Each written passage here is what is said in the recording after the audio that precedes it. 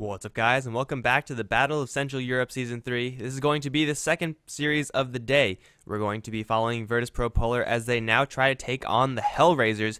I have no idea what the HellRaisers' record was in the last set that they played, but VP just 2-0'd CCK, so they're feeling pretty good about themselves. Here in HeflaTV 1, Hitbox 1 rather, we're going to be bringing you the games. I'm Mike Loris, I'm joined by Grandis, and this game should be a pretty good one. I think it's probably one of the more hyped matches of the day. Yeah, and it should be one of the more interesting ones. Virtus.pro Polar, I don't think it's unexpected that they 2-0 CCK. And I think that's pretty much just where they're going to be comfortable at. I don't think they're going to be like super hyped that they won, but they'll be like, yeah, we came, we succeeded, and then we went on to the next match. This one's definitely a lot closer. I think HellRaisers have a good chance to take down Virtus.pro Polar and pretty much stop their undefeated spree or close to undefeated spree. They've been doing very well in this tournament so far. Virtus.pro, they only lost one game yesterday, and it was, I believe, versus HellRaisers. Might have been versus Moscow 5, but I just looked it up. HellRaisers are for the day, are currently 1-1, as that was their record in their previous set versus M5 International, aka Screen Squad. But this one should be a little bit more of a tougher challenge for them. It's not going to be impossible for HellRaisers, not by any stretches. They are certainly capable of defeating VPP, but I think in general for this group, Virtus.pro Polar are going to be the favorites. Yeah, and I think that's fair. As far as the bans, we already see something a little bit peculiar, but I suppose it's not weird for Battle of Central Europe. A very early Wisp ban, although Virtus.pro Polar haven't really shown that they use the Wisp very often, although they're definitely capable of doing so. It doesn't seem to be on their platter as one of those first pick heroes. Yeah, they haven't picked it up a single time from what I've seen. It still might be just one of those hidden pocket things that VP might want to pick up from time to time, but certainly not as their first hero. But this ban right here, I mean, the IO is kind of out there. It's certainly a threat. Illidan's Naga Siren, that has been just such a thorn in everyone's side, or at least anyone in this group who has had to play against VPP. I don't think it has lost a game, so they're just going to outright ban it out. This is going to let a lot more conventionally powerful heroes get through the pool, but I actually think this is a ban that is worthy for HellRaisers to take out.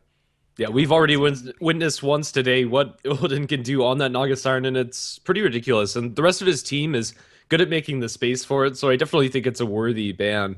As far as the Brewmaster, that's pretty par for the course, but we are going to see things like the Death Prophet Razor, Skywrath Mage, get through to the second or into the first picking stage where usually they're banned out. Usually there's only one or two of those that get let slid into, but we're going to see all three. So right now it's HellRaiser's choice as to what they want to go for. I think going for the Death Prophet is probably the most clear choice, unless they have some different strategy in mind.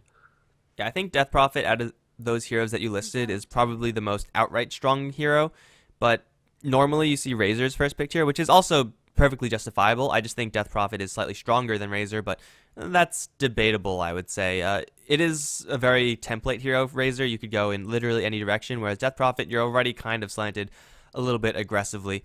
But either way, for first pick, HellRaisers, they're guaranteed a very strong hero. They can just go in a completely different direction, go for Faceless Void, go for a Jakiro first, something along those lines, which are still very powerful heroes, though not as conventionally so. It is going to be a Skywrath Mage, so they are going to very highly prioritize their support heroes, and maybe that Faceless Void is going to be coming a little bit later, but VP, they pick up this opening, and they've been opening with this so often. Puck for DK Phobos, Lil on the Vengeful Spirit, it's been working wonders.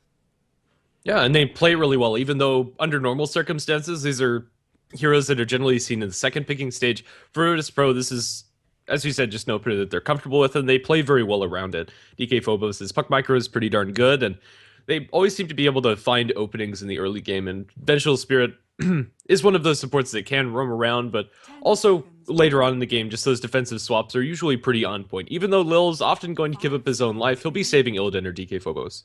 Especially when you're going up against a Skywrath Mage, whoever's silenced and in that Mystic Flare, most of the time is going to die, especially if you're swapping out like a friendly puck or something like that. Vengeful Spirit's going to come in big in that regard, and it is, of course, going to let HellRaisers pick up the very powerful Death Prophet, but I think picking up heroes that you're comfortable with, that you know that you are very good at playing, is sometimes better than picking up the heroes that are quote-unquote strong in the metagame, and who knows what strong in the metagame means. Death Prophet, Skywrath Mages, I mean, this is incredibly dangerous as an opening coming out from HellRaisers. So they could go for a lot of pushing if they choose to do so. VP, though, they're going to take out the Nature's Prophet, so they're going to try to minimize the pushing power of HellRaisers, though I don't think you could completely take away the pushing option. 10 seconds Yeah, remaining. even with just the Death Prophet in a vacuum, she's usually enough to transition teamfight wins into tower pushes just with the remainder of Exorcism after the teamfight and does a ridiculous amount of damage on top of it. So even if HellRaisers don't pick up any more quote-unquote pushing heroes, as long as they buckle down and get those heroes to find the openings, get those teamfight wins, I think they'll be completely fine. A Lich ban coming out from HellRaisers is a little peculiar, although I think he's a worthwhile ban. I'd personally be more scared of like an Earthshaker Sand King. Yeah, I think it's mostly just respect once again, as VP have been running the Lich quite often. Generally, with Vengeful Spirit, you don't have to worry about Lich Vengeful Spirit roaming comps. That doesn't really work that well. Sand King, Earthshaker are traditionally stronger heroes, but we see it in this draft. We've been seeing it in previous games as well. It doesn't really matter what the quote-unquote stronger pick is. It's more about what VP are comfortable with, and Lich is certainly a hero, along with the Elder Titan, that VP are both comfortable with, and it's an incredibly powerful hero. So that's pretty much the best combination you could possibly ask for, as HellRaiser is going to try to keep Virtus Pro Polar on tilt, but I don't really know if that's going to happen. They are still looking for heroes for Illidan, heroes for Mag, hero for Rain, so those options are quite wide. We've seen Gyrocopter, we've seen Morphling in the past for Illidan, pretty much Ember Spirit for Mag is pretty good as well, so who knows what they want to go for. Right now, VP, I don't think they should go deeper into the anti-push. It's going to be a Doom, so they're going to try to protect their Puck, and we'll try to protect their Tidehunter now. Virtus Pro Polar are going to go for a little bit of team fight. Yeah, and I think that's going to work out decently for them. They still have plenty of room to get like a very greedy carry for Illidan. With the Vengeful Spirit buffing up the damage as well as the teamfight potential from Tidehunter and Puck, there's plenty of things to protect. Even something like a Medusa if they do want to go down that path. Or, I know you're talking about an Ember Spirit, that might not be the worst, although up until now we already have 2 silences for him, which could be problematic. HellRaisers are the next to have a choice, and I think they're just going to go with some more stable heroes as their next pickups. Maybe the Sand King, I'd like it here if they're not interested in roaming aggressively. And if they want to roam aggressively, maybe I don't know, something a little bit different. Instead, it's going to be a Treant Protector, offering them a decent amount of teamfight interruption with that overgrowth, but outside of that, it's going to be really nice in the laning phase. I'm still on the fence about Tree. Anti-Mage a choice for Virtus Pro Polar. Also another nice carry. I'm not sure if they need to pick it up here, but it is going to be a good tool in their disposal. And as I said, they have plenty of space creators. We might see a very similar situation to what we saw in game number 1 of the last set, where Anti-Mage was constantly on the receiving end of silences and crowd control effects. He's already up against, as you said, Death Prophet and Scarith Mage, and the reason why Ember Spirit is bad, pretty much the same reasons why Anti-Mage is going to be bad as well. He is not going to be able to conveniently rely on his Blink in order to escape trouble from HellRaisers, so this could be a very sticky situation for Anti-Mage, although Virtus Pro Polar, it is not impossible with their lineup that they just completely lock down the early game. I mean, Puck with a roaming Vengeful Spirit, maybe one other support hero to be picked up at a future date. With the potential for Tidehunter Ravages, they could buy a lot of space for this Anti-Mage. But HellRaisers, with the Phantom Assassin pick, I actually really like their Treant Protector pick a lot more here. Phantom Assassin is one of those heroes who can drop very low, but because of Blur, because of Poor Man's Shield, and her Phantom Strikes can survive for a deceptively long amount of time. If you add Living Armor on top of that, it's just so hard to kill off the hero. Death Prophet, a very similar situation, so the 2 core picks for HellRaisers make the Treant Protector a lot better. Yeah, but for Virtus Pro, it's going to be a last pick Lina for them. I wasn't expecting this. I think it is just going to be a support Lina for them. I don't think there's another way that they'd lane this that would be any better, but if they really wanted to, a support Tidehunter could work, and maybe we even see this Lina played as a core. I don't think it's going to be like that. As much as I would love to see a core Lina versus a Phantom Assassin, Death Prophet, you probably don't want to be putting all your eggs in that Lina basket. It is possible, and I would love to see it, but Vengeful Spirit Lina, that combination is just so powerful. Like, they could even go aggressive tri-lane with that, even though Anti-Mage isn't the strongest in that scenario. The power that you get with Lina Venge is huge, and, well, HellRaisers, they now pick up a Necrophos. There is going to be, that's pretty much all their magic damage, actually, from HellRaisers. To get the Scarith Mage, it can certainly hurt, but when you're talking about trying to kill off an Anti-Mage or a Puck, locking them down and then killing them off with magic damage is going to be pretty difficult. But regardless, VP Polar, they have a very aggressive, stunning dual comp, and even though HellRaisers have a Scarith Mage, it's hard to top a Vengeful Lina. So these 2 heroes for VPP are going to be keeping the pace of this game, though it will be going into a Treant Protector, into Necrophos heals. HellRaisers do have a lot of sustain, so this is going to be a very interesting game to say the least, as we have a lot of heroes that we don't often see. Yeah, for HellRaisers, their lineup is going to make their lanes a little bit interesting. I almost expect dual lanes to come out from them. Maybe through the Phantom Assassin mid, Tree, and Necrophos off lane. My goodness, I actually don't know how these are going to end up for them, as they don't really have anybody that's going to be able to put pressure alone up against an anti-mage, and maybe even they just fully invest into an aggressive tri lane. It's at the very least flexibility for HellRaisers. Like, they have the possibility of sending the Phantom Assassin mid or the Necrophos mid if they want to. Death Prophet is probably the safest assumption to be thrown towards that mid lane, but it's possible that they could do pretty much whatever. They are probably going to, I mean, you could get a decent read off of Virtus Pro Polar. Their mid lane hero, I think it's Phobos on the puck, so I think they know it's going to be a Tidehunter going towards that middle lane, so maybe Death Prophet is just the safest way to go there, but who knows for VP. Their mid lane is definitely not too clear right now, but assuming these hero assignments stick for now, Lil on the Venge and Rain FNG on the Lina, then it should be pretty predictable as to what the rest of the lanes are going to be.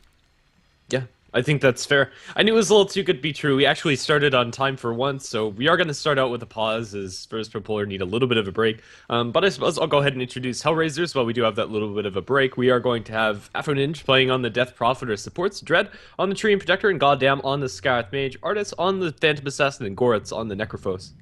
And on the Virtus Pro Polar side, we have Rain for X-Gods, aka FNG, on the Lina. Lil is going to be playing the Vengeful Spirit with Illidan Stormrage. On the Anti-Mage, DK Phobos is once again going to be playing the Puck, and the last hero from Virtus Pro Polar, Mag, currently not here for whatever reason, is going to be captaining the Tidehunter whenever the Tidehunter decides to join us. But yeah, for Virtus Pro Polar, I think they can run an offensive tri-lane with this. It's going to be close for sure, but I mean, the lanes for HellRaisers, outside of Treant just getting close to someone and bashing their face in, they don't have the best form of aggression. Like, it is fine, but I don't know, Avenged Lina is just so hard to deal with. Yeah, and if you find yourself trying to punch them with like the dual slow coming out from the Scarth as well as the tree, you might end up getting an LSA on top of you, and then you could die. Let's see. Looks like FNG's back in this game, but he's using our time to ask Dread a couple of questions about his stream. Man, yesterday's stream was like full of people asking that, and I think it's just one of those things that if you watch Dread's stream, you would know what's up, but I don't speak that language, so I don't know what's up. But it's a thing, I think. I think so too. There are many a Twitch spam about Dread streaming. Yeah, and unfortunately, I don't know what makes Dread's stream amazing. I'm sure if I spoke, Russian, then I would be more inclined to watch it, but alas, that is a language that is not in my repertoire. Yep, same. I actually have no idea what it means. I can't pronounce Cyrillic to save my life either, which is why I run into a little bit of trouble, especially with these CIS teams that, I don't know. Sorry, I'm probably going to mispronounce your name at least once or twice. Yeah, we learned that HellRaisers GOREC is Goretz. That was knowledge from the chat. That's very useful to know. So we're gonna get there, one name at a time. One name at a time. Also, I see a couple of people asking about the Meepo set inside the chat. It hasn't been added. It's been promised it'll be added in the next update, but Valve time, I suppose. We have no idea when that's gonna come. Yeah, right now, guys, we're working off of the second season of Battle Central Europe, just because we want to let some people watch in game if they have the Season 2 ticket. So if you do have the Season 2 ticket, then these games are available to you. Otherwise, you just have to sit and wait for Valve to get off their asses and add the set. So I don't know when that's going to happen. I think what day is today? Today's Wednesday, right? Thursday? No, today's Thursday. It should have happened either today or soon. So, keep your eyes open for that one. Be sure to buy the ticket, but I'm not going to tell you to buy the ticket while there is still no ticket available for you to buy. So we'll just chill on that. Have you ever noticed that Anti-Mage's armor has teeth? Because that seems really dangerous and not too useful. My goodness. I didn't. Huh. It's like Anti-Mage hungry. Nom nom. Armor of the Mage Slayer. He's gonna stick all the mages into his stomach and consume them. Just gonna body slam Lena and just eat her with his plate mail? Yes. Yes. Or Necrophos? I don't know. I feel like that's entirely pointless. Teeth on armor, especially over there. Like on your shoulder blades or your like arm pads or something, then having some blades is nice, but unless you're going to be kicked there, it's probably not going to be relevant. This is my analysis of hero armor. I want to see him like do like a baseball slide over somebody's face or something. Maybe then it's going to work. We'll see. Well, maybe if you blink on people, then you like appear on top of them, and then you could just eat their head with your armor. I think that's the idea. It's to like actually get on top of them and then just fall down, and it'll consume them. But we have to wait. We have to wait until the game is unpaused. Maybe this armor actually has a chewing animation, which would be sweet. Probably not, but it's a common. I doubt it. That's the dream, though. The anti-mage plate mail that chews things. I don't know. If you are a workshop artist, we demand it. Add us some chewing animations to this. Well, there has to be a better hero for that, though. Yeah, there does. Pudge, maybe. Nah, Pudge is overdone though. Like, yeah, a hero that hasn't gotten any love, that has to have like plate mail for chewing. I'm looking at a list right now. I don't really know who it's going to be. Probably Bloodseeker, but Bloodseeker has like 1.5 million sets. Yeah, he's also overdone. Huh. Dude, Pit Lord when it comes out, perfect. Yeah, I think that's probably your best bet. I don't see anything that screams it needs a chomping mouth stomach. Although Pit Lord is more of a caster than anything else, so he was pretty big in Dota 1. Like his model was just huge, but I don't think that's really in flavor, unfortunately. I don't know. Maybe Shadow Fiend can eat your soul with his chest. It already kind of is like that, though. It has. It that, is like, kind of soul-ish opening. Who knows? You know what? While we're paused, I have to go to the bathroom. I'm gonna be right back. Hopefully they don't unpause. As soon as he leaves, that's exactly what's going to happen. So I suppose I'm stuck with you. Unfortunately, we do have this little bit of an awkward waiting period as we wait for both of the teams to get ready. And so that's going to be the case. We really don't have much to talk about. It's neither of these teams have really shown their hand on who's actually going to be playing who or where they're going to lane, what they're going to pick up. Oh my goodness. Oh dear, I knew it would happen. Oh dear. Yeah. Yep. Just go. Thank you. Okay, well, the camera's not going to move. Apologies. We have already introduced everybody, so it's going to be Radio Dota until Mike Loris gets back from the break. Yeah, this is perfect. Excellent. That was. You can always count on teams to not do anything for much longer than you think, but all right, so we introduced the players. They're loading out into their lanes, and I don't see any real surprises except for the fact that HellRaisers might be dodging an aggressive tri-lane. Yeah, it seems that to be the case.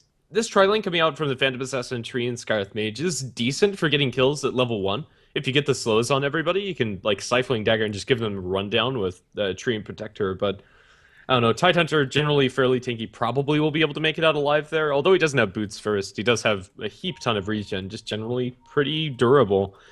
I don't know, Necrophos solo up top is not going to have a good time at all up against this tri-lane coming out from Virtus Pro Polar. We have Anti-Mage, Vengeful Spirit, and Lena, and eventually, Lena and Vengeful Spirit can probably leave the Anti-Mage alone or swap lanes of some sort. Yeah, the Necrophos does have 2 rings of protection, so he's like covered in bling.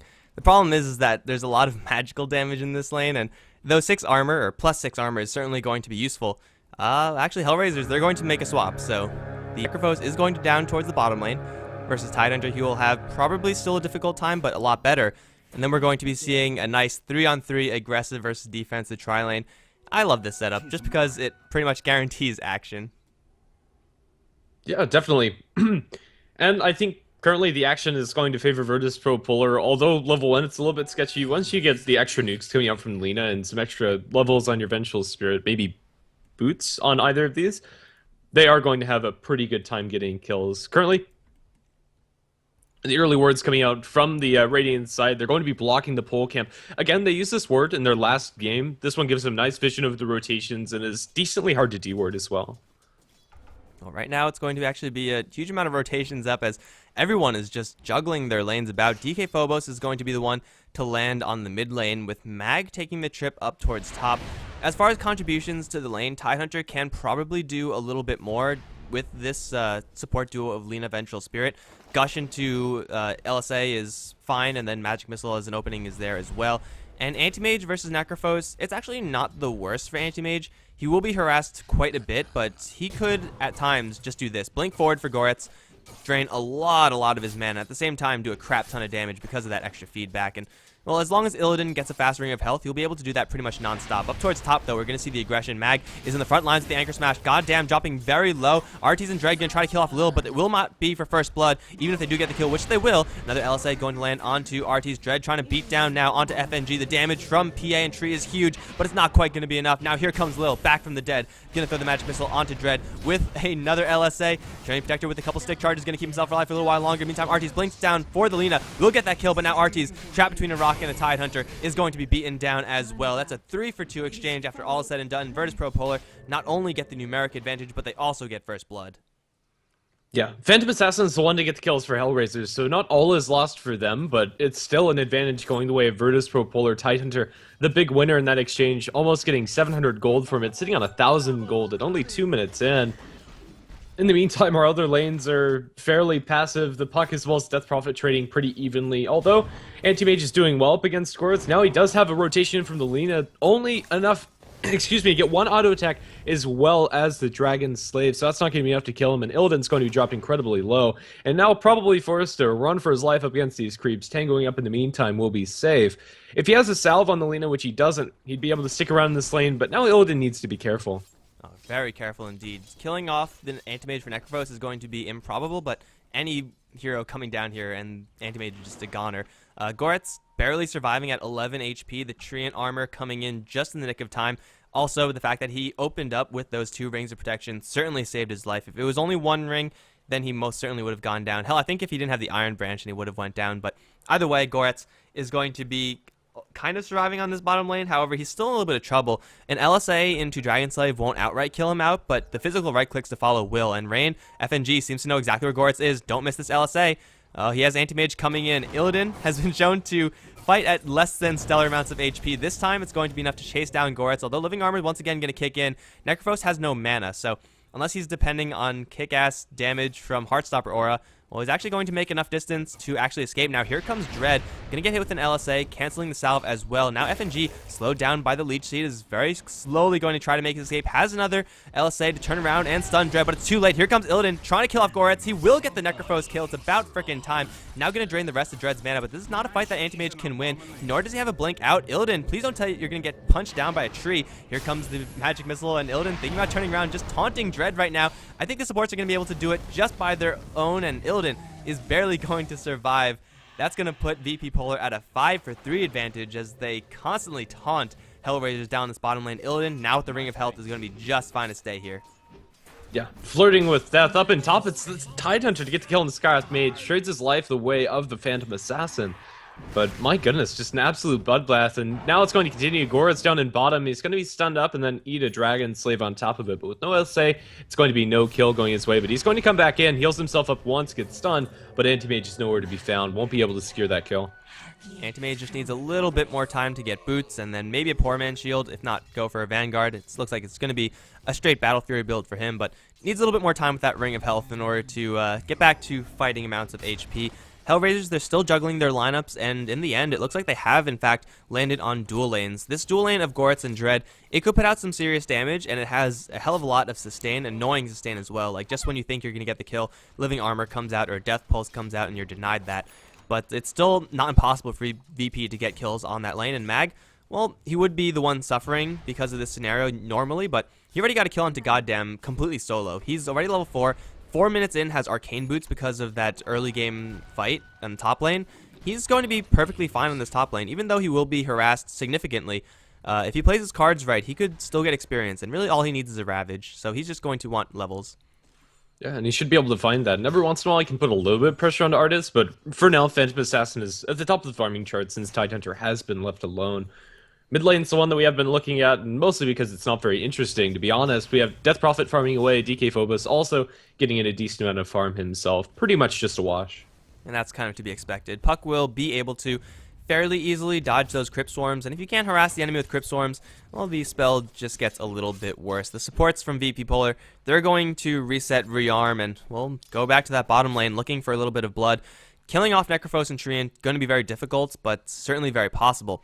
And now that Anti-Mage has an additional nuke on top of that, Mana Void, not exactly the best versus Treant, only 260 mana. If you land a decent one onto 2, it could swing the game, even though it may not be doing the most amount of damage. So here comes Rain, and actually the Vengeful Spirit Lil has moved towards mid. I don't think getting a kill on Aphroninge is possible, although with a coil, it might just be enough damage.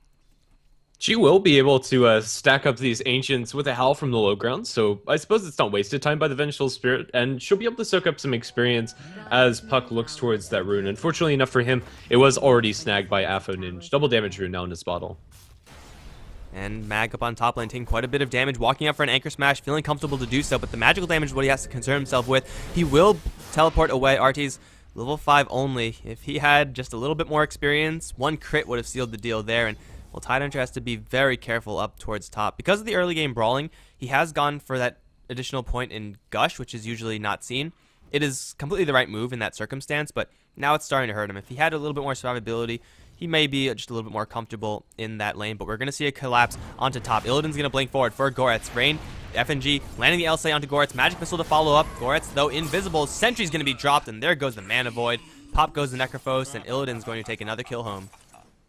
Yeah, currently 2-0-1 in the Anti-Mage, 37 CS. You can't really ask for much more from your Anti-Mage. He's about to have his power treads finished, and he's well on his way towards a fast Battle Fury.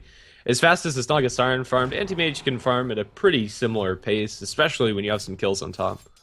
Yeah, Illidan is just so comfortable at just, going AFK farming, or, if need be, turning up and showing up for those fights. And when you're talking about getting a kill on Goretz, it's very possible to do so, as we just saw. Mag up on top once again, going to be aggressed upon, though this time he will not have to TP out Arties.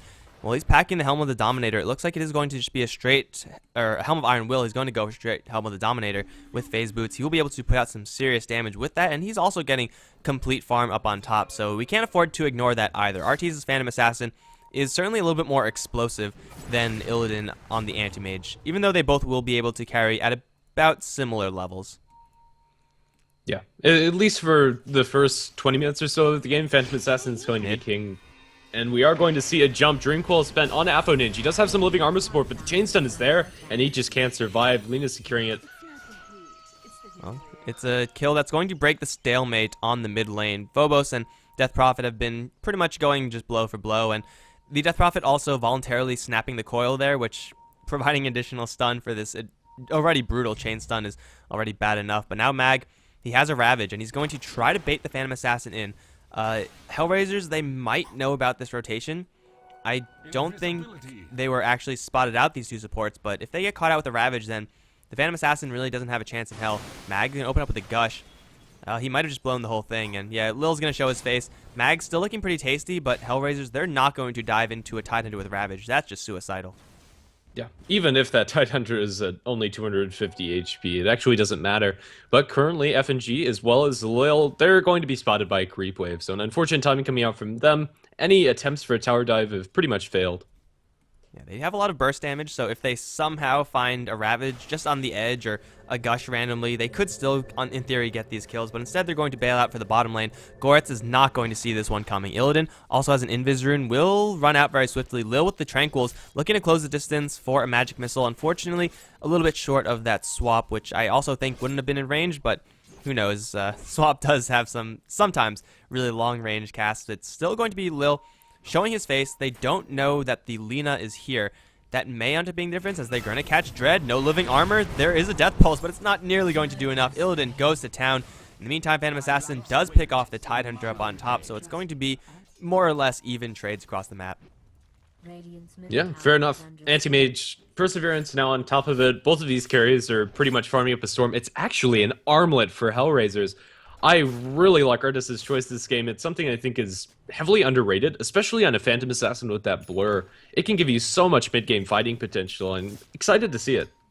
And it's just more ways to infuriate the enemy. Like, you have to worry about armlet toggling on top of living armor, on top of healing from the Necrophos, killing off this Phantom Assassin, unless VP commit a Laguna Blade for her, which I'm pretty sure is going to be happening at some point in this game, is going to be incredibly difficult. Anti-Mage is going to really struggle against that, just because, first of all, blur, and usually MKB is not a high priority item for Anti-Mage, so, you know, in that scenario, the PA is going to have all the time and space in the world to do whatever she wants, and usually that involves splattering blood across some walls.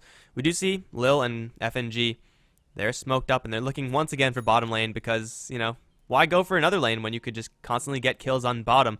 First it was Goretz, then it was Dread. I think it might be Dread again. I just have that feeling that Treant is going to be going down. Lil does not have a swap, and it looks like no one's going to die, actually. Although Goretz is going to hit with a magic missile. They're going to go deep for this one.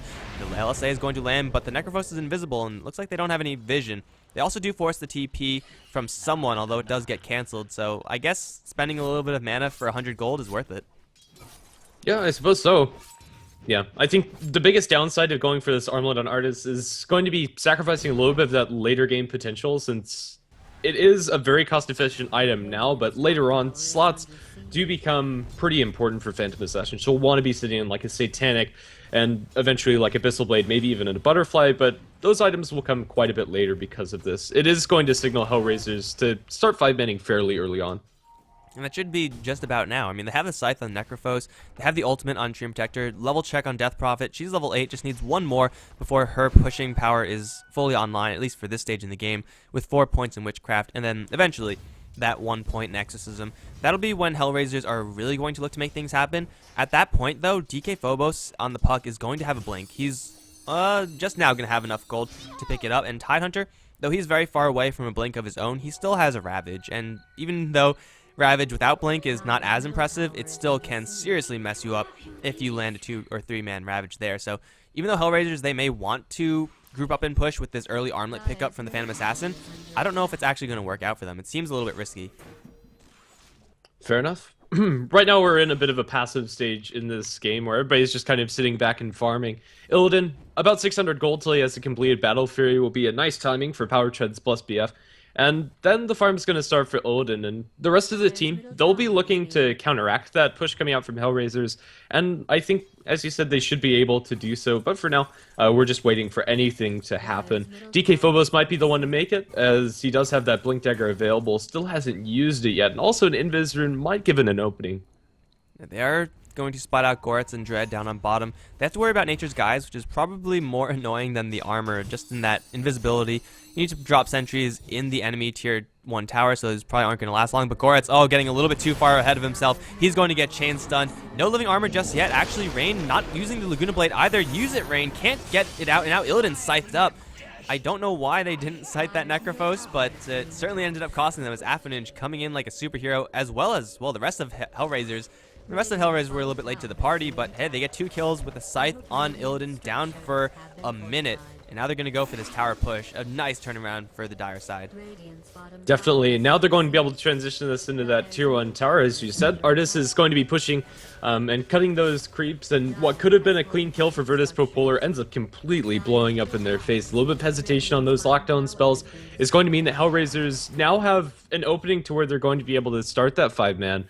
And it's also delaying Anti-Mage's impact on this game. He loses some gold from that death, and more importantly, it's farming down the drain. He's probably not going to have that, Battle Fury until 16.5 to 17 minutes in, even if he doesn't have anybody touching him inside the jungle. And HellRaisers, they are now sitting on that Yule Scepter for the Death Prop, and they're going to go into a Roshan.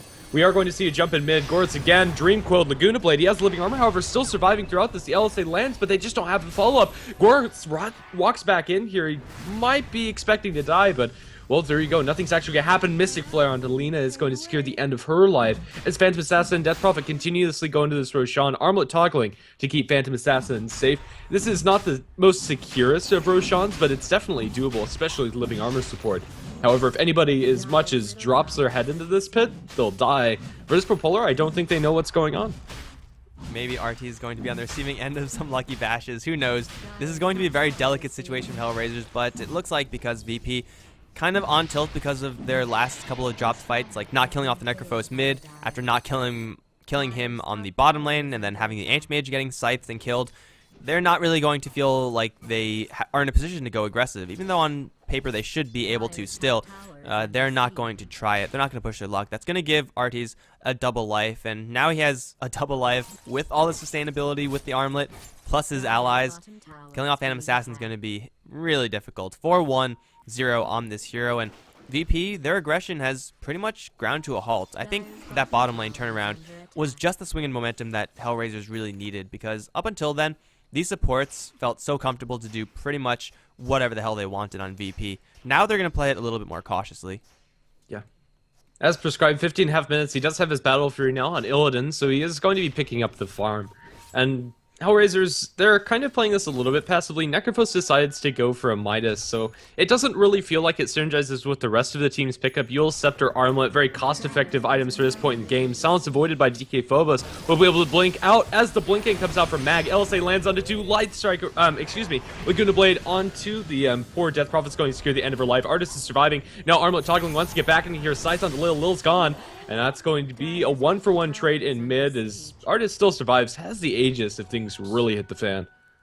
Unluckily for Goretz, though he did Scythe the Vengeful Spirit, it wasn't the Scythe that got the kill. I think it was either Heartstopper or just right clicks that followed. So the Vengeful Spirit's going to be up very soon. Even though that was a very well executed combo. Hold on, DK Phobos going to get blinked upon by Artis. The armlet toggled. Phobos going to try to get himself a little bit of space. Needs a blink out. Going to find it just barely. And now Artis hit with the magic missile. He does have his armlet on, and he will be just fine. Here comes the Lina. Does she really want to go into this one? Seems like she doesn't. It looks like Artis is going to make a clean escape. Still has the Aegis if need be. But yeah, even though it was a nice initiation from VP Polar, they just couldn't get enough after everyone else from HellRaisers came through. And now Illidan, he took down the bottom lane tower. Overgrowth is going to stop his escape for a little while longer. Eul's Scepter probably going to drop him into silence, if not 2 silences. Yes, double silence onto Illidan with the Mystic Flare. You have Mana Shield, but you're not going to be able to sustain through that. Illidan is going to drop on the bottom lane. For a tower, might be worth it, but still, VP, they're just slowly giving away more and more to the HellRaiser side. Top lane Mag going to be teleported upon by RTs. Goret's going to cut him off. In the meantime, Mag will blink out to the south, and it looks like he will find some cover from Rain and Lil. Here's a magic missile onto Goretz. The damage is going to be huge, especially if they use the Luna Blade. They will, but RT's right on top of FNG, who's going to obliterate him. Swap out from Lil, going to do next to nothing. It's going to be a 1-for-1 trade, still very much so worth it for VP Polar, unless they lose more. Mag now being chased down by RTs. This PA wants blood. Still has the armlet and the Aegis. Will decide to play it safe, at least for now. RT is going to show mercy on top lane. Yeah. And it is going to be still favorable for HellRaisers. Even though they lose that Necrophos, they kill the Anti-Mage beforehand. And the sustain that HellRaisers have is no joke. Between that Death Pulse coming out from the Necrophos, which was taken out in that last fight, as well as the Living Armor, which is just making Arceus pretty much fearless, and now he's going to have the Black King Bar. There's actually nothing that Virtus Pro Polar are going to be able to do about this Phantom Assassin, and with the build he's gone for, the damage he's putting out is pretty significant. If he gets a crit, it's pretty much just going to chunk down the Lina to about half health. Maybe Anti-Mage down the line with his physical damage can contest the PA, although it will be very, very close as far as who's going to come out in the upper who's going to come out ahead in that duel. Illidan really needs an MKB if he wants to conveniently take the Phantom Assassin down. Even then, it's going to be a long ways away for him. Anchor Smash is probably going to be one of their other best tools through the BKB. It will reduce the Phantom Assassin's damage by quite a large number, and that would buy them a little bit of time, but someone who doesn't have much time is Illidan down bottom. Smoke wraparound, goddamn, has a level 4 seal, and Illidan, well, he's now trying to hide in the trees, but he's going to run straight to Dread. Actually, no, dodging the Overgrowth. I don't think that was intentional, though it may have been. Illidan, now deep in the trees, is going to get as far away as humanly possible, and he will get out to safety. Very well done by Illidan. Yeah, definitely. Now up in top, Phantom Assassin going strong onto Illidan. He'll be able to blink away from this, but still can't farm comfortably here when there's the threat of a blinking PA. Right now is just a lot scarier than the Anti-Mage. Although PA going to get sandwiched, runs into Lina. LSA, very easy to land. Magic Missile to follow, plus DK Phobos here as well. Literally everyone from VP is here. What other stuns do they have, however? They have an LSA. They have to time it perfectly. They miss it. Now Artie's a free blink out onto Afoninj, who has arrived with the Yule Scepter. Gets swapped back by Lil into a Magic Missile Rain. Needs another LSA. Will Laguna Blade, but it won't do jack to the Death Prophet. Now a Ravage, but still Death Prophet survived. Anti-Mage will pick out Sky's Mage in the back end, but Death Prophet now the Yule Scepter with the Exorcism working. He's going to do so much damage. Will kill off the Vengeful Spirit. Artie's still alive after the Aegis, though he's still vastly outnumbered. Has the BKB freshly delivered. Can he actually go for anything here? Anchor Smash making him do much less damage. Going to try to armlet toggle his way to freedom. He does have Necrophos to jump out to, but he messes up the armlet toggling just once, and that's going to be his death. Goretz in the area, buyback from the tree even, but VP Polar take a fantastic fight with those really tight quarters working to their advantage. Yeah, for sure. And that Phantom Assassin, she was trying to deliver the BKB out to herself on the courier, but Puck pursues that courier and threatens to kill it, so she's not able to have the BKB when she really wants to. Illidan behind the tower, going to be sight down to the ground. It's not going to be enough damage immediately, but that following up Death Pulse will secure the kill onto the AM. Goddamn, it's not going to be so lucky, but Living Armor Support is going to mean that he's in this fight for a little bit longer. Yule Scepter from Goretz is going to throw Puck up in the air. Now TP attempt coming out from Mag. He'll be able to make it happen, but the overgrowth onto Puck. DK Phobos is going to drop to the Mystic Flare. I honestly would not expect anything less than a huge bloodbath of the game coming out from these two teams, and well, I got what I wanted. 15-14, 21 minutes into the game, and well, it is actually a very high action game from the quote-unquote carry heroes as well. Phantom Assassin all up in the fights, as has Illidan. So, you know, these teams are not pulling out any stops, but in the end, I think it's Virtus Pro Polar to take a slight edge in that fight, but you can see the difference in net worth. It's pretty much a perfectly even game right now. And late game, honestly, it can go either way, although the Necrophos, who's, you know, quietly in the back lines farming with the Hand of Midas, is going to be one of the greatest tools for HellRaisers when the game extends to 40+ minutes. A Scythe on Anti-Mage to kill him off, if not just to lock him down, is going to be great. Lil in the mid lane is going to be jumped by Artis. Double chain stun up a PA, pretty tanky with that armlet, is actually going to pop the BKB to run away. That is a 9-second BKB charge that literally got nothing done, so I guess that's a win for VP. Yeah, I think after that it's going to be a win.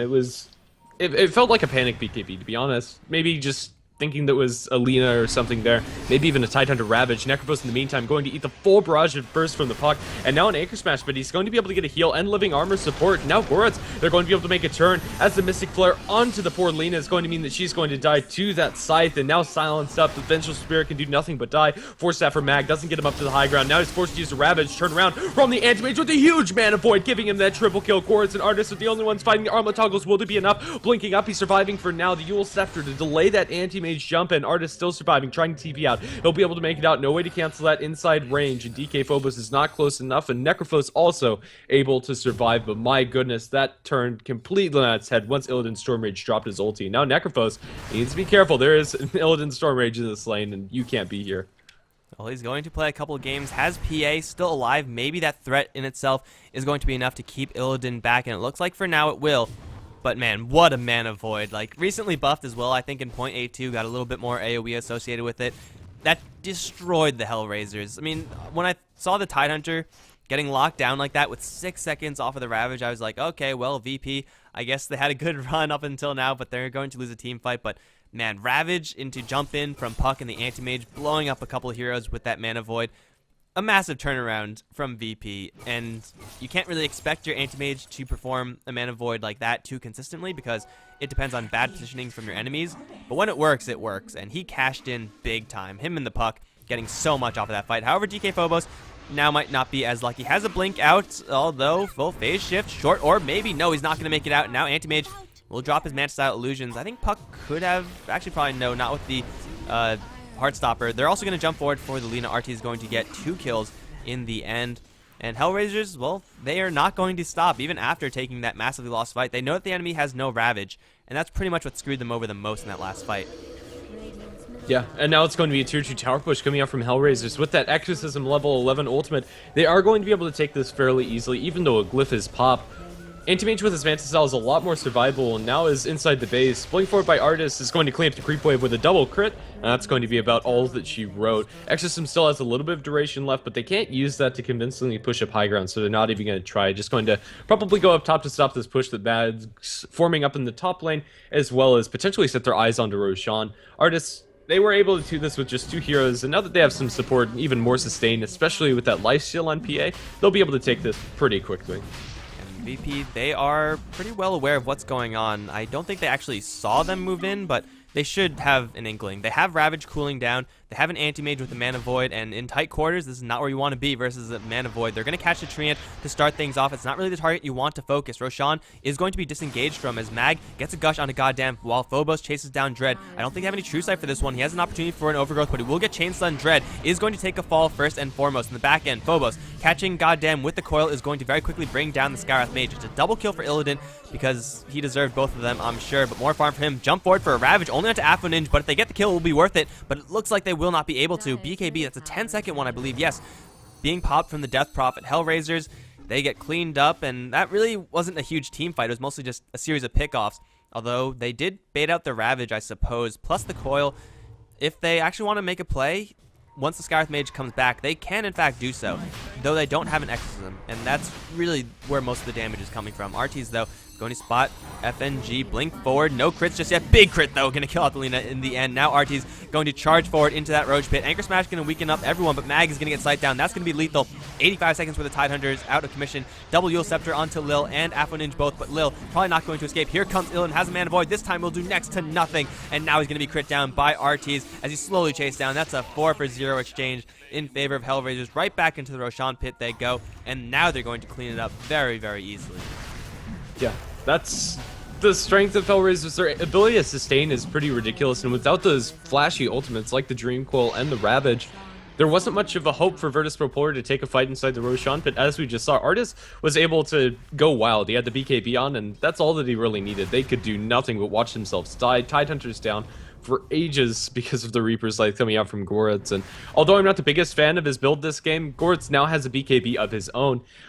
So he's also going to be pretty survivable, and the ability to get off multiple death pulses is going to be huge for them. I really don't think that they can win a teamfight convincingly versus Pro Polar unless they get really lucky with chaining all of their ultimates together. It was a really risky move to go back into that pit.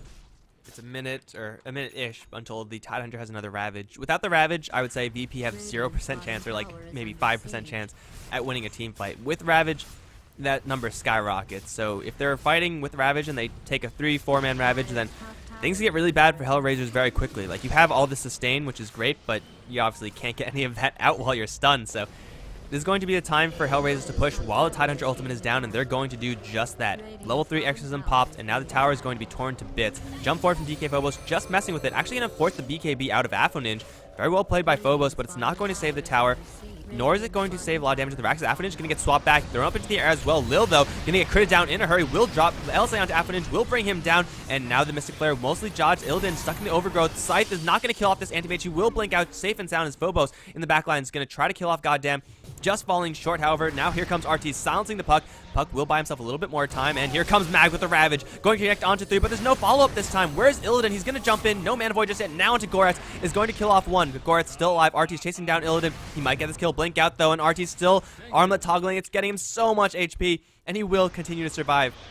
They're going to throw Lina up into the air. She will drop right into a Phantom Assassin. Where's the crit? No crit just yet. There it is, 700. But the burst damage onto the PA will kill her off, toggling the Aegis. Anti-Mage still alive, though. He's very quickly healing, wants to return to the front lines. The Rax is still intact from VP Polar. Swap back onto Artis. Has a Phantom Strike out very soon, unless he gets LSA'd. Thrown up into the air first. Goretz going to get chased down by the Anti-Mage. Will be brought down. Now Artis doesn't have anyone to jump to. He was going to have a creep wave momentarily, but the silence from the Puck. He's going to try to armlet toggling his way to freedom. It's not going to happen. HellRaisers get completely wiped. And VP Polar, they hold out just long enough for the Tidehunter to get the Ravage, and that turned out to be the difference.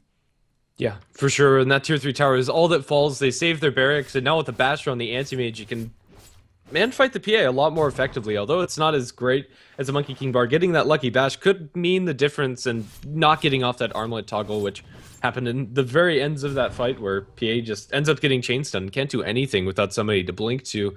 I'm not the biggest fan of this choice for the anti-mage, but I think it's kind of a necessity to go for damage in some form. Right now, HellRaisers, they kind of bit off more than they can chew. Although they can fight when Ravage is down, when Ravage is up, that's a different story. And we saw how much of an impact that was, even when there was very limited follow-up. The fact that VP Polar, I think especially because of DK Phobos with his proccing of the early BKB from the Death Prophet, they just messed with HellRaisers for just long enough. I mean, their objective there was to just stall. If they took a team fight before the Ravage, they would have been absolutely demolished. But they stalled out for long enough, and, well, Illidan's going to get silenced, has a Mantis style waiting for the Overgrowth, but he's just going to turn around and fight Affluent, now using the split to get out of the Overgrowth. Will blink up to the high ground, however, Necrophos is waiting for him, has a level 3 Scythe, will not be lethal onto Illidan, but will do a little bit of damage. Illidan's now going to blink out, Scythe down, with the spell shield and the health just wasn't low enough for Illidan. There was no chance of Goretz actually getting that kill, so Illidan's going to survive and possibly delay the push from HellRaisers by another minute. Who knows? They might just want to go for it anyway, even without the Scythe. But by the time that lands, the Ravage is going to be up. And Tidehunter, he's working towards the Refresher Orb. As good as double Ravage is in a fight, I think this might be a game where you have to use the Refresher Orb to make sure you always have one Ravage, because that might be better. Yeah. I think it is, just being able to constantly fight, because time and time again, HellRaisers, they can't really take engagements. Once those BKBs are down, Ravages so detrimental to them, and Illidan now is able to do the damage inside the team fight when those Ravages are there. And I like the item choice, but I think the usage is going to be a little bit differently. I don't think you need to really keep everybody locked down for that long. I think the 2.5 seconds is going to be enough.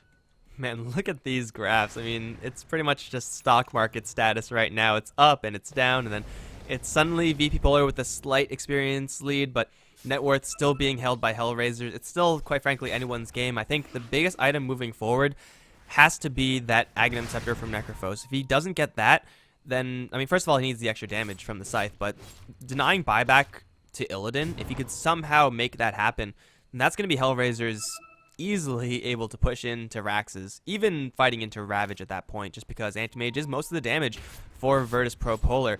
Once Goretz takes that item, then it will be huge. Only if he could kill off Illidan, though. Anyone else is kind of meh. Ward in mid as MVP, as smoke has been spotted out. Everybody inside their own jungle. Virtus Pro Polar are going to bail and make themselves scarce. Anti-Mage cutting some creeps. Everybody else on the other side of the map or inside the base. The smoke coming out from HellRaisers is going to do nothing because of some nice ward vision coming out from the VP Polar supports. Oh, Illidan actually doesn't have a TP scroll, and he's going really deep. Needs to get to the enemy shop to buy a scroll. Sell that Quelling Blade, man. There it is. Keep running. Buy a scroll. Blink deeper. Mass TP's back. Illidan. Oh, he's going to be spotted. Now he's going to have to fight to the death. Goret's going to pop BKB, but they drop the Mystic Flare. Illidan blinks out. TP away. He forced the BKB out, and he's going to live. Oh my god, Illidan. Space created. What a hero. That was some mad space. In the meantime, they're going to be able to take a tier 1 tower in mid, which honestly should have been falling anyway because of it. But yeah, Illidan, had he died there, would have been disastrous. But since he forced so many TPs back in a BKB charge, it's worth it. Man, Blink is a pretty good skill. One of the best skills in Dota, make no mistake. Having this skill available so quickly is huge. It lets you do stuff like that. And well, Illidan's going to survive, packing now 3,500 gold. And, well, crucially, he didn't get Scythe, so he is actually still able to bounce around all over the place and basically keep HellRaisers on their side of the map. This is the point in time where Armlet, I mean, it's still a good item, but as Artees gets more and more items, you mentioned it before, he's going to want to have something that's just rawly powerful, except that's not Armlet, which is kind of situationally powerful. So eventually, this item is going to catch up to Artees, although it's not quite at that point. Illidan's going for just pure late game items. Like, he's not going to sell anything that he's picked up. So he will be happy about that. He will get jumped now by Goretz, but he's going to pop the Mantis Style and be just fine. Nothing going to happen there. Illidan is just buying so much space for the rest of his team. I don't know really if VP Polar need this space. Mag is going to get Refresher Orb. It looks like that's about it. So even though space created is nice, what are they actually doing with this space?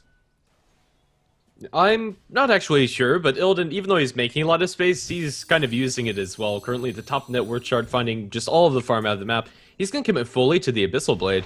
I kind of would have liked Illidan to back off for a Butterfly instead of going for the Abyssal instead, but it's still going to be a lot of damage and more man-fighting power. This time, he doesn't really need to hope for a bash. You can always just cast that Super Basher onto somebody and keep the Phantom Assassin in place, and it's going to be really scary for them to deal with. I think Butterfly would be a nice next item for him, but still, Anti-Mage is getting unmanageable. He does have those big ticket items, and he has them completed now. I love me some Abyssal Blade, but I think if you're looking for damage in this game, you got to go for that MKB. I mean, it kind of accomplishes the same thing. Both items are items that kill the enemy, right? So Abyssal Blade is nice in killing off everyone but Phantom Assassin, but when you're talking about that blur, the missed chance is absolutely broken. 50% is insane. And oh, hold on, because we do see Ninja going to get coiled. Snapped, though, because of the swap. Lil is going to stun Death Prophet with the coil, and Ninja looks like he's going to go down. No, 58 HP, he survives. But will he survive for much longer? Rain needs a little bit more. Will not have it because of that living armor. And they can't kill off this Death Prophet. In the meantime, FNG trying to TP away. He will make it out alive, but Tidehunter being chased down by Goretz, not as lucky. I don't believe that was a Scythe kill. But Tidehunter, he should be able to buy back. I think he is able to buy back because it wasn't a Scythe kill. But either way, HellRaisers, they escape with their Death Prophet. Even after pretty much perfect chain stunning from Virtus Proler. Anti-Mage, though, going to jump forward and annihilate the Skywrath Mage. Mana Void does do quite a bit of damage when you have, well, how much mana max? I don't even know how much mana max for Skywrath Mage, but it does have a lot. A lot more than he has health, for sure. And yeah, it's going to work out for Virtus Pro Polar. We didn't talk about it, but DK Phobos, he has himself an Aghanim Scepter on that puck. It's actually a pretty nice combo with the swap coming out from the Venge. You can get a single target stun through BKB that lasts 4.5 seconds, which is pretty stupid. The only problem with that is, even though the enemy may not be going anywhere, they probably are not going to be dying either, since Anti-Mage is pretty much 100% of VPP's damage. Even if they do get a 4-second stun, hell, if they get like a 10-second stun on someone in HellRaisers, they are unlikely to have enough damage to actually bring them down within that duration. So they need some sort of damage coming out from someone else. I want to say it's going to be Lina, if anyone, to do that damage, aside from Illidan, of course, but that's still a long ways away. Illidan on top lane is going to be aggressive on RT, is going to land a first hit bash. Illidan now sounds critted down, 1100. I mean, Blink is good, but it only works if you're alive. Yeah, that 1100 crit, even though he has 17 armor to negate about half of that, that's still more than half of Anti-Mage's HP, and you just can't survive that. Artists doing so much, getting the RNG at a crucial moment with the first hit bash and then the crit to finish before the blink comes out. It's very important. And you can't ever count PA out because of it. And this is also Anti-Mage kind of getting punished by the fact that he went for a huge, purely damaging item. If he had a Butterfly, as you said, or a Heart of Tarask, or, you know, all these are standard items for Anti-Mage, but if he had any of those that offered him some survivability, I think he stands a very nice shot at escaping from that situation. But as it stands, he's now down for 40 seconds, and HellRaisers, they're on the front door of VP Polar. They're going to slide down to the bottom lane and just try to use Exorcism to bulldoze these towers. If Anti-Mage doesn't buy back, they're going to lose Raxes. They have a fortification, and they will use it. They have a Tidehunter Ravage, but they don't have a coil for another 35. This should be sets of Raxes for HellRaisers unless Anti-Mage buys back. And, well, range Rax down, not a huge deal there. Melee Raxes is going to get protected by backdoor protection. And I think this one might be held for another 15 seconds. Well, RT is going to get stunned up here and there, but Lina has got to be so careful. She has a Ghost Scepter, but no, the Exorcism damage is just enough. Rax is fallen, however, Ravage going to be committed onto 4 with the chain stun onto RT's double Ravage now. Phantom Assassin down for good, and Mag, Rain, and Lil are going to clean up house. Goddamn is going to take a fall as well. Scythe onto Tidehunter, going to be down for another 100 seconds, but it doesn't matter. The rest of the supports are going to go to town. Now Goret's going to take a fall. Dread trying to TP out. They don't have any True Sight. Looks like they will let the Tree and Protector get away. They lose Raxes, though. Even though they take 3 heroes down, I don't know if that was a good trade for VPP. Yeah, especially when you look at the other lanes, they just can't do anything after this. And they also spent both of their Ravages, so I don't know. It's a team fight win, but it's not looking good as far as the entire war is concerned. HellRaisers, backdoor protection be damned. Exorcism level 3 is just doing way too much damage, and they're going to be able to come out in that win. They need to find more structures than just this tier 2 tower mid to make that trade worth it for VPP. Oh, Lina picking up the Aghanim Scepter with the super secret anti-BKB tech is actually going to get some pretty nice value this game, as BKBs and HellRaisers are up on 1, 2, 3 heroes, I believe. It's certainly nice for the additional damage from Pura as well, so maybe Lina is going to do a little bit more magic damage in the future. Still no level 3 Laguna Blade, and I still think Illidan is just most of the damage for VP Polar, and if he's not actively in those fights, because, well, first of all, he was dead, and second of all, if he's just away for any other reason, then Virtus Pro Polar are really going to struggle, whereas HellRaisers, I mean, if you look at the net worth, Necrophos, PA, and Death Prophet are all fairly even with one another. They're all contributing about the same amount, so the spread of gold for HellRaisers is definitely a lot better than the spread of gold for VPP, especially now with a Scythe on Necrophos.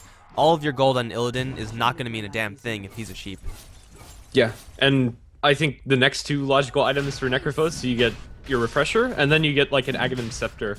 Maybe replacing Duels, maybe replacing the Blink, whichever one he wants to do without, but once you have that online, Anti-Mage cannot be a reliable source of damage inside the team fights, because he might just die, and if he dies once, he's not going to have buyback, and they'll have a second scythe as well. He's going to go into the ranged barracks. Luckily enough for him, it's only Goretz, but TPs are coming back in.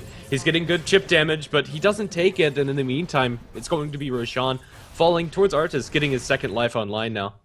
Mag is nowhere close to this fight. He doesn't even have a Ravage, even if he was. But they're going to jump in with the coil regardless. Illidan on the front lines is going to go to town onto Goretz with the blade, killing off the Skywrath Mage. Now the swap back onto Goretz is going to stun him through that coil. BKB is going to be a very well-played gank from VP. It's going to secure their range racks, but here comes Affinage. Where's the Phantom Assassin? She's slowly arriving back into this fight, but 1v4 or 3v4, probably not exactly the fight they want to take, and now they have a Ravage to work with as well. RT's going to jump straight in, trying to go for rain, but gets stunned off to start things off. BKB up from RT is going to force everyone back, but not get anyone.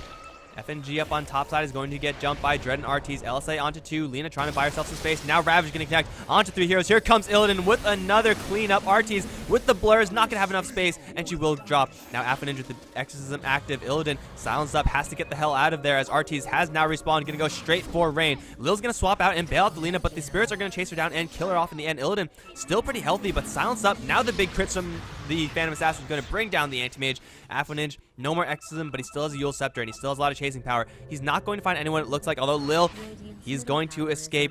The Raxes still survive for HellRaisers. They lose range. That's not a huge deal because bottom lane is in full breach, and now they could go for some pretty serious crackback. As Phantom Assassin, she lost her Aegis, but that's exactly what Aegis is there for. To keep yourself alive for the next fight, and now they're probably going to be able to force out this Anti-Mage buyback. He's down for 70 seconds, and they need him in order to defend, especially since, again, they are without their double Ravage. They have one for this next fight, but that's probably not going to be enough. We'll just have to see. The BKBs, they're low for all of the heroes on HellRaisers, but as long as they time it for the BKB, or for the Ravage, excuse me, it should be fine. DK Phobos shows himself in mid lane, but it's going to be the second lane that HellRaisers start sieging. Anti-Mage not buying back yet, and I expect that to remain the case until the tier 3 drops, but now, going strong onto the puck, it's going to be Artis blinking in. He is stunned up by the magic missile, but with Armlet as well as Blur, he actually doesn't care. Tower is slowly going to drop. If they don't buy back with the Anti-Mage, it looks like they might lose Raxes once again. He really does not want to buy back. I mean, he hasn't had an item pick up aside from this Abyssal Blade for quite a long time, but they're going to lose range Raxes at the very least. That's guaranteed. Coil's going to land onto 2. They have a swap out for a stun. Now Ravage going to be communicated as well, and RT is going to get focused down by the Laguna Blade from Lina. Is going to annihilate the Phantom Assassin. Looks like VPP. They hold on to their range Raxes as well. That's very surprising, but they have vision enough to chase down this Treant Protector. He's going to try to overgrowth. That's not going to happen. Stunned up, chain stun, and now dead. Goddamn, off to the side. It looks like he's going to try to drop this flare on Mag. We'll drop him very low, to be fair, but he's going to be cleaned up as well. They don't need the Anti-Mage, it seems, if they find themselves in the correct situation. Swapping a Phantom Assassin all the way into a tier 4 with that coil snap is huge. And this Aghanim's Puck, I mean, I haven't really seen it work that much in the past, but this game it surely is shining. Yeah, if you have like a truckload of Force Staffs or a Vengeful Spirit swap, anything to force them to snap the coil, it seems to be working very well for you. I actually really do like this combination between these two heroes, and it also locked her down for even more than that 4.5 seconds because Phantom Assassin was sitting for like 3 in front of those towers, just kind of stalling time. They're able to combo it perfectly, not to mention the Lina Aghanim Scepter doing so much damage there.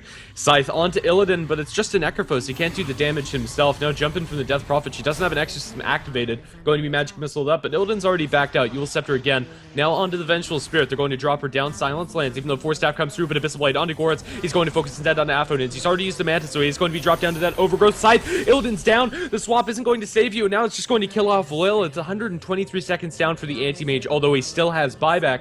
TP from Rain or FNG is going to be successful as he makes it back towards base. Both of these teams, it's blow for blow. Again, these graphs are just going to look like stock market, or not even stock market. My goodness, it's EKG, I think is the better way to put it. Just up and down, up and down.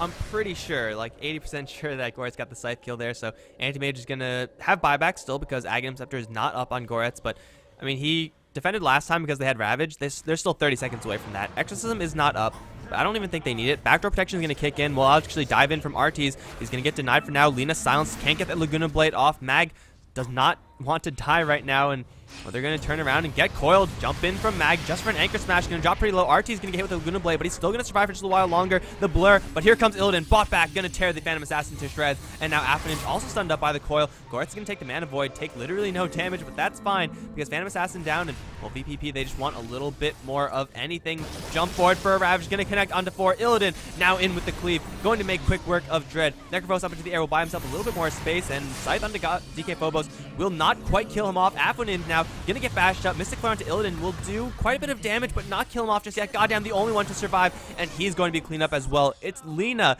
the surprise carry, to claim a triple kill in that fight. Bottom lane has to be defended as tier 4 will go down here, but HellRaisers, they get completely wiped, and they only get, well, they don't get anything. They force a buyback from Illidan, but that was probably going to happen anyway. Yeah, that was a huge fight for Virtus Pro Polar. They kited them around very effectively. Puck surviving from that Necrophos ultimate is actually huge. Survives on like 100 HP. There just wasn't enough to do in that puck, and everybody survives, even though they're all dropped low because of just the innate damage coming out from like the aura, the death pulse spam, and just the constant sustained damage from HellRaisers. But since they killed off that Phantom Assassin so early in the fight, it was just a clean-cut win. Refresher now on the puck, and usually it's a pretty questionable item. This game, it's going to be huge. If they're able to get off like a double swap onto somebody, it's a 45-second cooldown, which probably isn't going to happen immediately in the fight, but later on that could be crazy. And 4-staff even, just to break that coil. The positioning from HellRaisers needs to be so careful. Okay, the only problem I see for VPP is that their Anti-Mage hasn't really bought an item recently except for Boots of Travel, which he will use to just jump to the high ground, or to the top lane rather, and he will take out the melee Rax. He's now going to send his illusions over towards mid. Range Rax is soon to fall. HellRaisers, they don't have their Death Prophet. She has buyback, but once again we see teams showing restraint and refusing to use that buyback button. Bottom lane is still in full breach, however, and, well, the melee Rax will be held. Artie's going to jump straight in for the Lina. Will escape barely with that Ghost Scepter, but Artie's could still give chase. Will throw a dagger onto Rain. That will be the death of the Lina. DK Phobos also caught by that. Does have a coil available. Already used it onto Artie's. Has another one with Refresh Orb, but it looks like it's going to be a full retreat for Virtus Pro Polar. They have to find themselves TPs back home, and Lil, he's going to get thrown into the air. It looks like the Vengeful Spirit will not be lucky enough to escape. In the meantime, DK Phobos being chased down by Goretz will also get thrown up into the air, and, well, the Vengeful Spirit does go down. Goretz still messing with Phobos. Gonna land the sheep onto that Puck, and Puck, he's pretty elusive. I think he should be able to make himself safe, and, well, he's gonna be just fine. It is 1.5 sets of Raxes versus 1 set of Raxes. HellRaisers, they take down a tier 4 tower. Not really a huge deal for VP Polar, but still, it's anyone's game. And double Ravages are up. VP Polar are so strong at this point in time if they could land those Ravages. Yes, they are, and right now for HellRaisers, their Death Prophet is getting pretty close to max, if not already. She does have 1 item slot to fill, as well as replacing those phase boosts for Boots of Travel, but I don't know, I think at this point for DP, maybe get a Refresher and then replace that Eul Scepter later with a Scythe, but after Ninja, sitting on quite a lot of gold, as is the Necrophos. That Midas is fully paying off, but we haven't seen any huge item progression yet on either of those 2 heroes, and Phantom Assassin, a pretty similar story. After that Satanic, hasn't picked up a major item. Man, Necrophos, he's pretty loaded, and he's still not going for that Aghanim Scepter. He's picked up the Sheepstick, which is good. I would argue sometimes better than the Aghanims, but, man, I'm pretty sure if he had an Aghanims, like getting the Scythe kill on the Anti-Mage previously, that could have just outright won them the game by now. It's such a huge item, and please tell me the Courier has, yes, Aghanims parts. So it looks like Necrophos is going to finally pick that item up, selling the Hand of Midas. Goretz is going to potentially catch VP Polar by surprise with this item as well. If they lose their Anti-Mage to a Scythe, then VP Polar, their defense is going to be so thin. Like, it will still be possible. Lina has a Demon Edge, but it all depends pretty much on Ravages landing and coils snapping. Ideally on the Phantom Assassin. If all that works out, then VP Polar can make a defense, although it's going to be very rough, because Anti-Mage, if he gets scythed and killed, he's down for like 2 minutes. For sure. Right now, Virtus Pro Polar, they are going to be getting that Monkey King bar soon for Anti-Mage as well. Still committing fully into this damage build. He hasn't really gotten any defensive items except for the Manta style, which is only pseudo-defensive, really. I don't know, I'm still kind of missing that from Illidan. I'm not sure what his last item slot's going to be, but yeah, I think you kind of have to pick between the Monkey King bar and the Abyssal, at least at this point. For now, he is going to be trucking in the damage department. Speaking of Monkey King bars, that Demon Edge on Lina is going to be one for herself. And she's already been doing some pretty hefty damage. Of course, Laguna Blade is damage that's pretty much guaranteed at this point. The only problem is the Phantom Assassin can jump in and kill off the Lina in a hurry. They're going to catch a Courier. Mag and Lil are going to kill off the Scouting Courier, and it's a nice little win for them. Roshan is going to be so difficult for both teams to take. First of all, VP Polar, they have to worry about their bottom lane, though I guess they can conveniently push out the bottom lane while still being near Roshan. It's going to be jump in from Arteez. He's going to annihilate the Vengeful Spirit, but now Abyssal Blade onto Arteez is going to slow him down. The coil is in danger of snapping right now, but Arteez Afro Ninja is going to catch DK Phobos, who will dodge the silence for now and should have a blink out. In the meantime, Illidan hexed up by Goretz. He's going to be dropped very low. Ravage number 1 from Mag won't do quite enough. Arteez is going to get hit with another coil. Now Ravage number 2. Arteez still alive. Everyone's still alive, in fact, for the HellRaisers. Dread's going to bail out the Phantom Assassin with that Overgrowth Puck. Going to dodge most of the damage with the Eul Scepter, but Rain with the Laguna Blade is going to kill off one. Now looking for Dread, can't find it because of that invisibility. Rain should be dropping as well, as the Skull is going to chase down Lina and most likely will kill her off in the future. They escape with their Anti-Mage, but they use both Refresher Orbs, both Ravages, both Coils. Their Anti-Mage is still alive, but can HellRaisers make a play off of this one? No, they actually do kill off the Puck, and that is a Scythe kill as well. So Puck down for 2 minutes. I think HellRaisers could actually make a push happen, although their creep waves are not cooperating with them. Both top and mid are nowhere near the Radiant base. Yeah, currently top pushing into the Dire base. The catapults are going to put a little pressure on this tier 4, and Skyrath can't really counter push this by himself. Necrophos tied up in mid.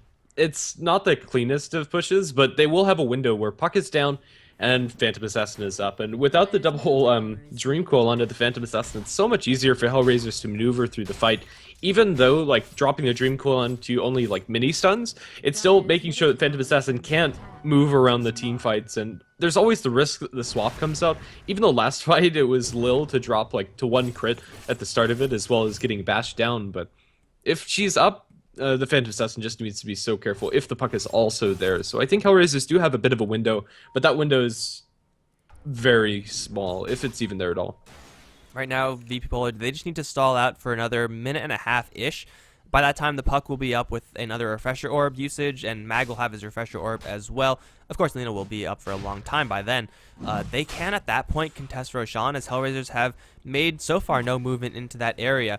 Tidehunter has 1 Ravage in 40 seconds. It's not going to be in time, I don't think, to contest this Roshan. And Aegis was backbreaking for Virtus Polar in the previous fight. Aegis and Cheese, I don't know if they have enough. I mean, it's going to take the most beautiful of Coils and Ravages in order to punish this Roshan pickup from HellRaisers, because they are going to take it without losing any HP. Yeah, and that's going to be double life presumably for Artis. Aegis going the way of the PA. Cheese on the deck, probably going to be given the way of the DP, but Necrophos also a decent carry. It is Death's Prophet to hold on to that item. And now VP Polar. I mean, they could try to split push a little bit and delay HellRaisers. It looks like Illidan is going to jump to that task up on top lane and, well, maybe chip away at some tier 4 towers, as he's already lost one of his own pretty much by the same thing. So maybe Illidan can force someone back from HellRaisers. In a base race situation, Anti-Mage probably isn't going to be able to outrace anyone from HellRaisers, so he's just going to have to get the hell out of here. Has to be careful about random Necrophoses popping out of nowhere with the Blink Scythe. Can kill off Illidan, but it looks like he will Boots of Travels back to his base and be just fine. And now VP Polar, they have their Refresher Orbs in 10 seconds and 4 seconds, so they will have double ultimates. They are at their full strength right now, and if they get a pick off, that could very easily lead to another set of Raxes, but I don't think they're going to find anyone. HellRaisers, they're not going to be caught off just by one person by themselves. It's not going to happen. Yeah, I think that's fair right now. If they find anybody, it is going to be a full 5-on-5 clash, which might still benefit Virtus Pro Polar if they're able to find the Ravage, but right now they're just not going to find an opening at all, kind of sitting around the river and not really deciding where they want to go. Some drawings on the map coming up from the Phantom Assassin. I think they know what's going on. Well, it's just a straight mid-push from VP Polar. Illidan, he's going to get silence to start things off, but he will debuff that with the Mana Style. Rain off to the side, doesn't have a Blink Dagger or anything like that to set up for solo kills in Lina, though she does do a lot of damage. She depends on her teammates. And now with VP Polar, they have the Aegis and the Cheese, but they're going to be forced to fight. RT is going to get a single coil just dropped on him and then swap back into the likes of Illidan Stormage. RT is going to lose the Aegis immediately. Still, they have both Ravages, although Silence is going to slow them down for now. Illidan sheeped up, now overgrown. Mag and Leash, 1 Ravage, will not connect onto too many. Illidan dropping pretty low, needs to get out of there before he gets Scythe. Goretz will land the Scythe onto Illidan. That will be lethal. No more Anti-Mage for a very long time, but still Delina's doing a lot of damage. RT's back from the dead, is going to go to town on the Puck, but he can't get much of anything done. Double Ravage have already been used, and Mag's going to drop in a hurry due to that Phantom Assassin. They will kill off the PA, though. She does not have a buyback either. Death Prophet, though, is going to survive. 1 survival for VP Polar. They have no buybacks on anyone, though. Can DK Phobos. hold the base against everyone from HellRaisers. Everyone meaning just Necrophos and Death Prophet. It's going to be very close. He has no TP though, and his base is getting completely crushed right now. DK Phobos has to pull out a miracle. Is anyone close to buyback right now? No, the Lina and Venge not quite there. And I think Goretz and Death Prophet might just have enough to end this game right away. Puck, the only survivor. This game is over, and HellRaisers have done it. Desolator onto Necrophos, Necrobook onto the Death Prophet. This is going to be a clean victory for them. All it takes is that one scythe, and DK Phobos is going to try his darndest, clears out the creep wave, but that's about all he can hope for. GG's already called out, and it was a good game at that. Both teams fighting valiantly, and in the end, it's going to be HellRaisers to come out with the win because they get the scythe kill onto the Anti-Mage. Man, when your entire fight depends on coils and ravages, and hopefully your Anti-Mage not getting scythed. Oh man, what a game it was. If only Anti-Mage had a survivability item, things could have been a lot different. But this is, guys, only game 1 of a best of 2. So these two teams are going to be going at it one more time. Don't go anywhere. Hopefully the second game will be just as good as the first. Here on HeflaTV Hitbox 1, I'm Mike Loris. I've been joined by Grandis, and we'll see you in game number 2.